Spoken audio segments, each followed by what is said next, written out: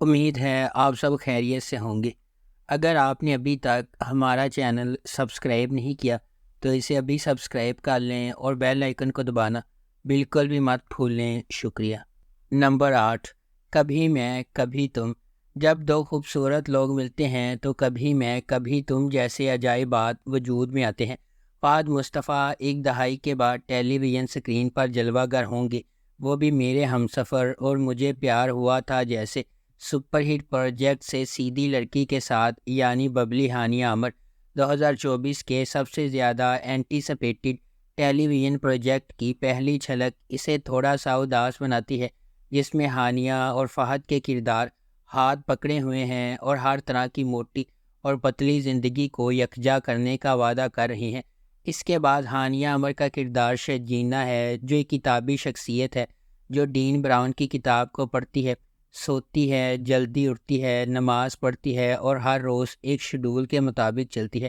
مصطفیٰ کے طور پر فہد مصطفیٰ کا کردار ایک ہم عصر گیمر لڑکے کا ہے جو نوڈل سے بھرے پیالے بناتا ہے، موٹر سائیکل چلاتا ہے، دھوپ میں انڈے فرائی کرتا ہے اور ہر وقت ایک ہی جگہ ہونے کے علاوہ کچھ نہیں کرتا۔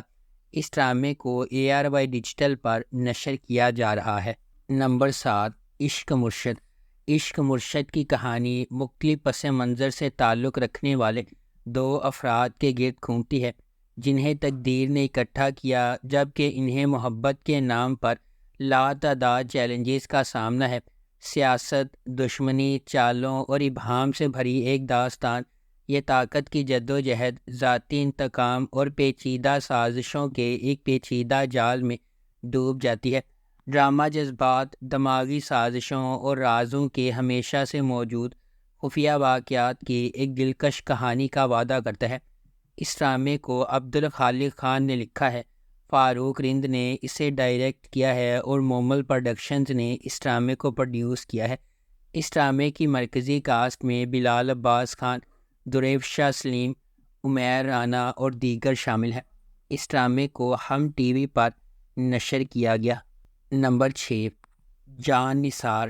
نوشیروہ غزنوی ایک امیر نوجوان اپنے بھائی کی موت کے بعد اپنی زندگی میں ایک اہم لمحے کا سامنا کرتا ہے۔ یہ سانحہ نوشیروہ غزنوی پر متعدد ذمہ داریوں کا بوجھ ڈالتا ہے جنہیں وہ ہچکچاتے ہوئے قبول کرتا ہے، صرف بعد میں انہیں نقصان دہ ثابت ہوتا ہے۔ تاہم دعا سے ملاقات کے بعد اس کی زندگی ایک تبدیلی کا موڑ لیتی ہے۔ اسے پہلی نظر میں اس سے محبت ہو جاتی ہے، لیکن یہ اسے اپنی ذمہ داریوں کے ساتھ ایک نازک موڑ پر کھڑا کر دیتا ہے۔ دعا ایک عاجز پس منظر سے تعلق رکھنے والی ایک خوبصورت لڑکی، اس کے والدین نے اپنی دو بہنوں کے ساتھ اسے پالا ہے۔ اپنی بے گناہی کے باوجود قسمت نے نوشیروہ غزنوی کا سامنا کرنے سے پہلے دعا کو بدقسمتی کے ایک سلسلے کا نشانہ بنایا، تاہم ان کی ملاقات ان کی زندگی کو مکمل طور پر تبدیل کر دیتی ہے۔ اس ڈرامے کو جیو انٹرٹینمنٹ پر نشر کیا جا رہا ہے۔ نمبر 5، جفا۔ جفا محبت، قربانی اور مشکلات کے خلاف لچک کی ایک پرجوش کہانی کے طور پر سامنے آتا ہے۔ خاندانی توقعات اور سماجی دباؤ کے پس منظر میں ڈرامہ دو کزنز زارا اور اندلیب کی زندگیوں کو بیان کرتا ہے، جن کی تقدیر غیر متوقع موڑ لے لیتی ہے جب وہ شادی کے ادارے کے سامنے پیش ہو جاتی ہے۔ اندلیب اپنے آپ کو اپنے سے بہت بڑے آدمی کے ساتھ جکڑا ہوا پاتی ہے، اس محبت کو چھین لیتی ہے جسے وہ کبھی پسند کرتی تھی، جبکہ زارا اپنے شوہر کے ہنگامہ خیز مزاج کا شکار ہو جاتی ہے۔ ہنگاموں اور مصیبتوں کے درمیان محبت سب کو فتح کرے گی یا قسمت کے پاس دوسرے منصوبے ہیں؟ اس ڈرامے کو سمیرہ فضل نے لکھا ہے، دانش نواز نے اسے ڈائریکٹ کیا ہے اور مومنہ دریر پروڈکشنز نے اس ڈرامے کو پروڈیوس کیا ہے۔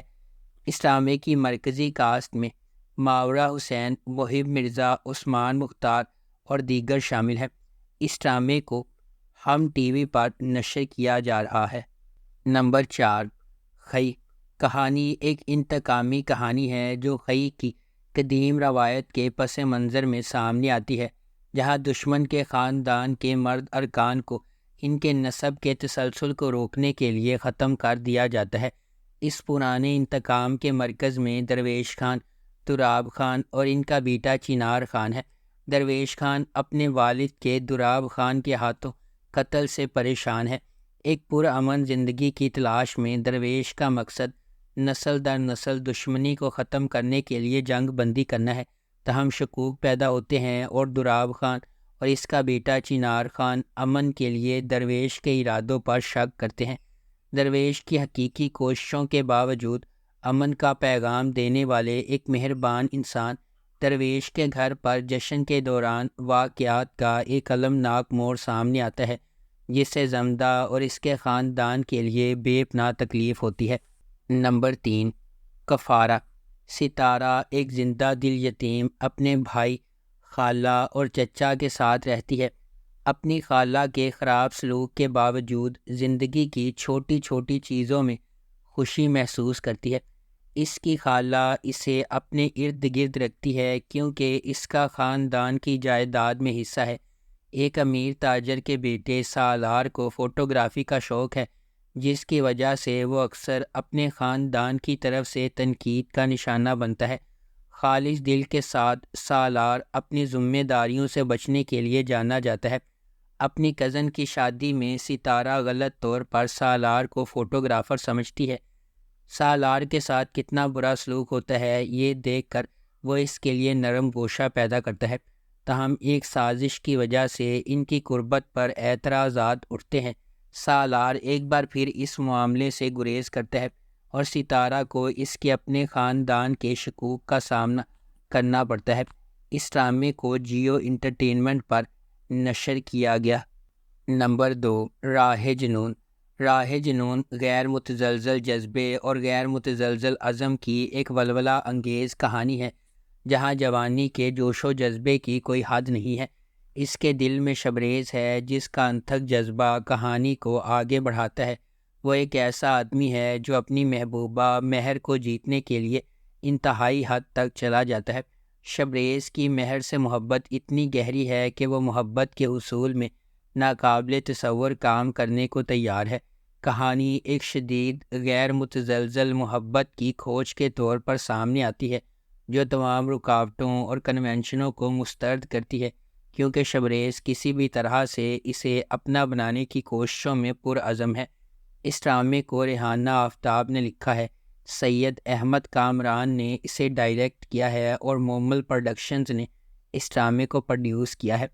اس ڈرامے کی مرکزی کاسٹ میں دانش تیمور اور کومل میر شامل ہے۔ اس ڈرامے کو ہم ٹی وی پر نشر کیا گیا۔ نمبر 1، خمار۔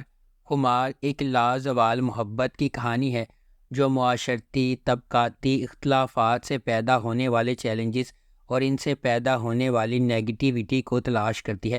خمار معاشرتی توقعات اور چیلنجز کے سامنے محبت کی پیچیدگیوں کو تلاش کرتی ہے۔ مختلف پس منظر سے تعلق رکھنے والے دو افراد، فائز اور حریم، اپنی زندگی کو تقدیر سے جڑا ہوا پاتے ہیں۔ فائز ایک امیر گھرانے میں پیدا ہوا، حریم سے بالکل متصادم ہے جو ایک نچلے متوسط گھرانے کے تعلقات سے پس منظر سے آتی ہے۔ ان کے اختلافات کے باوجود قسمت ان کے راستے ایک ساتھ باندھتی ہے۔ حریم اپنے بھائی روفی کی تعلیمی ضروریات اور اپنی والدہ کے طبی اخراجات کے درمیان پوری تندہی سے کام کر رہی ہے۔ اسے متعدد رکاوٹوں کا سامنا ہے۔ اس کی جد و جہد کے درمیان فائز، روفی کا ایک دوست، خاموشی سے ان کی مالی مدد کرتا ہے اور حتیٰ کہ ان کے لیے کام بھی حاصل کرتا ہے، اگرچہ وہ ہوشیاری سے کام حاصل کرتا ہے۔ اگر آپ کو ہماری یہ ویڈیو پسند آئی ہے تو اسے لائک کریں، شیئر کریں اور ہمارے چینل کو سبسکرائب کرنا بالکل بھی مت بھولیں۔ آپ کا بہت بہت شکریہ۔